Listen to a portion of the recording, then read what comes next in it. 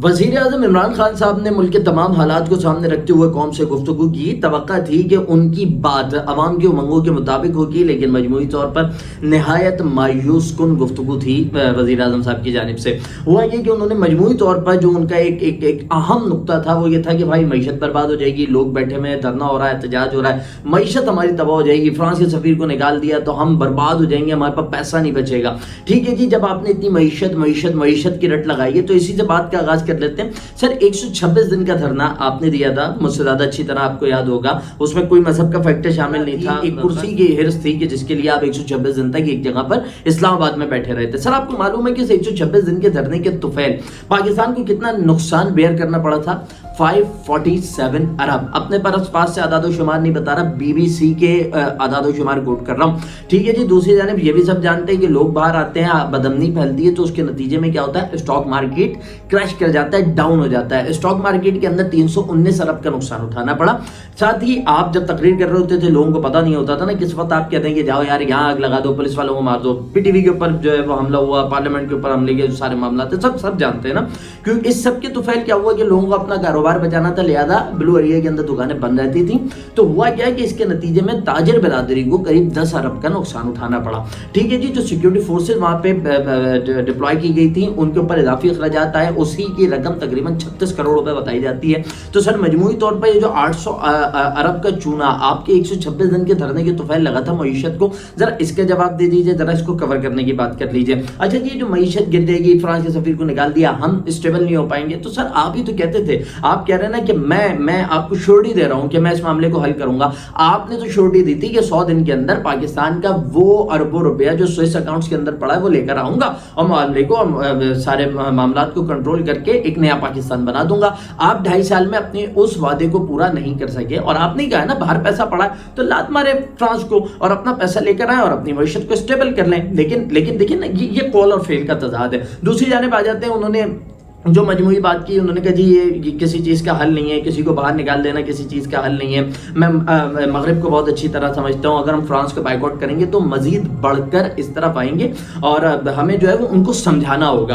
अच्छा, साथ ही उन्होंने बताया कि मैंने इस्लामोफोबिया के हवाले से इस फोरम पर गुफ्तगू की, उस फोरम पर गुफ्तगू की, इस मकाम के ऊपर गुफ्तगू की, मैंने इनको जाकर ये समझाने की कोशिश की। अच्छा सर देखिए हुआ क्या कि आप एक तरफ कह रहे हैं कि हमें गुफ्तगू करने की ज़रूरत है, दूसरी तरफ आप खुद बता रहे हैं कि मैं 25 जगहों के ऊपर गुफ्तगू कर चुका हूँ, लेकिन उसके नतीजे में आउटपुट पता है क्या है? आउटपुट ये है कि पहले ये मामला गुस्ताखी का इनफरादी हैसियत के अंदर होता था, किसी अखबार की हैसियत के अंदर होता था, लेकिन अब पूरी रियासत फ्रांस की उसके अंदर इन्वॉल्व हो रही है। यानी आपकी बातों से कख फर्क नहीं पड़ रहा, क्योंकि आप सिर्फ बातें कर रहे हैं, वो भी ये जान रहे हैं कि बातें करने से आगे नहीं बढ़ रहे। सर आपने 70 सालों में इंडिया को मकबूजावादी के मामले के ऊपर कितना समझा लिया, कितना अंडरस्टैंड करवा लिया, क्या चीजों के अंदर कोई बेहतरी हुई? तो बात ये कि लातों के भूत जब बातों से ना माने तो फिर उसके बाद स्टेप फॉरवर्ड होना पड़ता है, उसके बाद कदम आगे बढ़ाने पड़ते हैं। आपने कभी फ्रांस के सफीर को निकाला, मईशत बर्बाद हो जाएगी। एक साहबी का वाकया है, देखिए मईशत की जो बात है ना, देखिए मोमिन की जिंदगी है कि नबी मेहरबान सल्लल्लाहु अलैहि वसल्लम की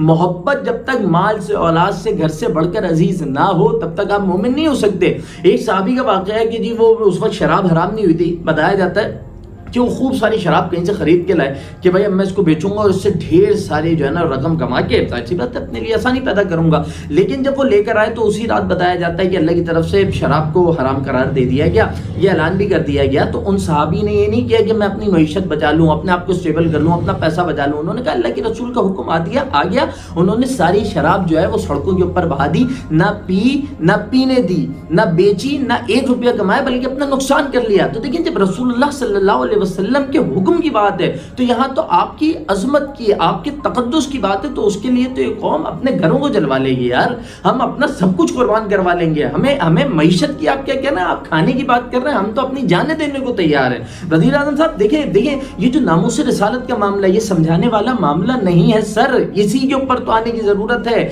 इस मामले के ऊपर तो एग्रेसिवली डील करने की जरूरत है। मामला क्या है? मामला ये कि होना तो ये चाहिए था कि फ्रांस ने सब कुछ किया, आप कहते हैं कि हम अपनी फिदाइयाँ भेज रहे हैं, हम जो है वो मिसाइल लॉन्च कर रहे हैं, हम बताते हैं इनको इनकी ऐसी की तैसी, इनकी हिम्मत कैसे हुई ये सब कुछ करने की, लेकिन आप बातों तक महदूद हैं। हम इसकी भी मजम्मत करते हैं कि कोई फर्द कानून को अपने हाथ में ले, लेकिन रियासत को तो अपना किरदार अदा करना होगा ना। और फिर दूसरी बात ये कि देखिए आपने जो मजमूई तौर पर बात की, आपने कहा जी 3 पुलिस वाले निशाने बनाए गए, بہت غلط ہوا، وہ بھی ہمارے بھائی ہیں، وہ بھی مسلمان ہیں، اس کی بھی مذمت کرتے ہیں، لیکن سر آپ نے تو ایک طرف کی بات کر دی نا، جو اسٹار گیٹ کے اوپر لڑکا نشانہ بنا، جو کالا بورڈ کے اوپر لوگوں کی شہادتیں ہوئیں، جو کرنگی ڈھائی کے اوپر جس کو گولی لگی، جو یتیم خانہ چوک کے اوپر لوگ جو ہے وہ نشانہ بنائے گا بڑی تعداد کے اندر زخمی ہوئے، سر اس کے اوپر آپ کچھ نہیں بولے؟ کیا وہ پاکستانی نہیں ہیں؟ وہ آپ کے لوگ نہیں ہیں؟ آپ کو وزیر اعظم بن کے ان کے سر کے اوپر دست شفقت رکھنا چاہیے تھا۔ وزیر اعظم صاحب، مجموعی طور پر آپ کی گفتگو نے اس قوم کو مایوس کیا ہے۔ برائے کرم بات کریں گے نہیں، عملی بنیاد پر کچھ کریں، اور تبھی اس سب کے نتیجے میں اگر بتایا گیا کہ گستاخ نبی کی سزا موت ہے، اور ریاست کی ذمہ داری بنتی ہے یہ موت ہے، تو اسی لیے بتایا گیا کہ اس کے اوپر امپلیمنٹ کیا جائے، نہ کہ بات کی جائے۔